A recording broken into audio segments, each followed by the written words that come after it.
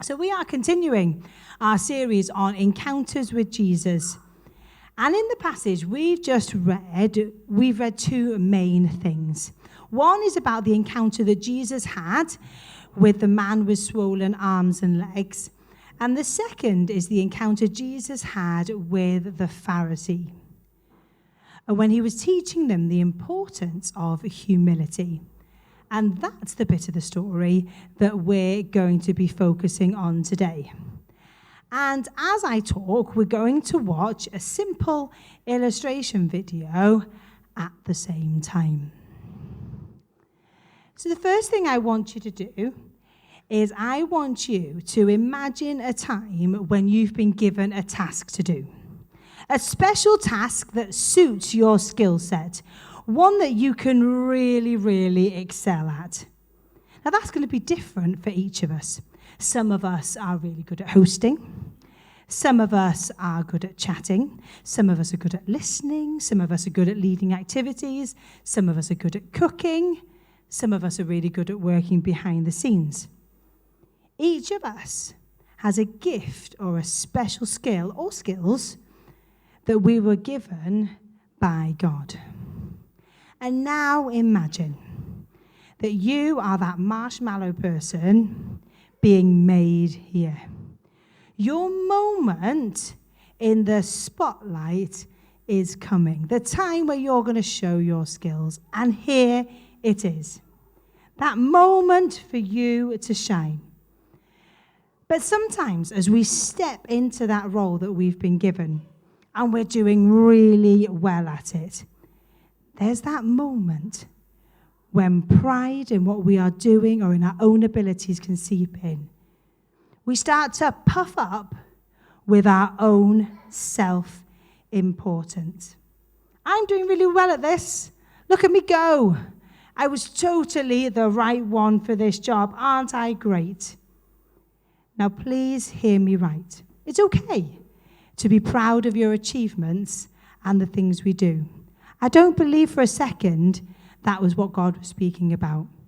What I do believe, however, is when you think of yourselves as higher, better, more important than others, or that your achievements and skills are yours alone, that's when problems set in.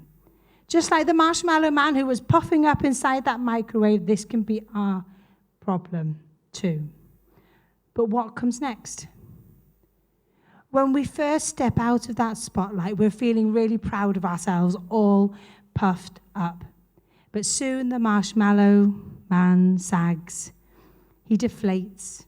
And he looks flat, uninviting, and not good for anything.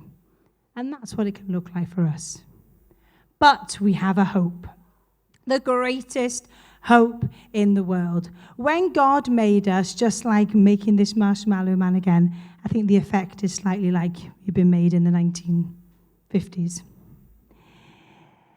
He made us just the way he wanted to, in his image. And because we're in his image, we were all given those amazing attributes that God has and that he's given to us. Things like righteousness and love, joy, peace, gentleness, kindness, patience, perseverance, meekness, humility, self-control, compassion, thankfulness, forgiveness, contentment, and I'm sure there's far more. Humility, the opposite of pride, keeps us grounded. Means we put others before ourselves. We're confident in our abilities, but not so much that we forget who deserves the glory. When we look at 1 Peter 5, it lists there the right motives for our actions, words, and behaviors. And when we do things, we must do things responsibly, in verse 2, knowing that we watch over and care for people. We've got to do things willingly, as it says in verse 2. Happily also comes in verse 2. As a good example for others in verse 3. And for our future reward in verse 4. But we've got to do things humbly. As in verse 5, God opposes the proud, but shows favor to the humble with self-control. We've got to do things carefully, standing strong, in company, and in God's power. And there in that last verse for me is the crux of pride and humility. Nothing that we have or do comes from our own power, but from God. He is the source of true strength. He is a more solid foundation than personal pride or ability. So rather than trusting in ourselves, we want to practice humility in our words, deeds, and behaviors because God helps us. We recognize that every good thing we have comes from God. So as Jesus said in our reading from Luke, instead, take the lowest place at the foot of the table. Then when your host sees you, he will come and say, "Friend, we have a better place for you." Then you'll be honored in front of all the other guests. For those who exalt themselves will be humbled, and those who humble themselves will be exalted.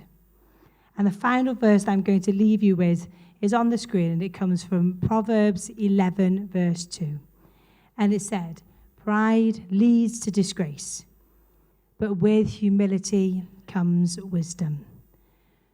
So choose humility today. Don't get puffed up like that marshmallow man in the spotlight, but allow God to use you just the way you are, the way he created you, for the work he has for you to do.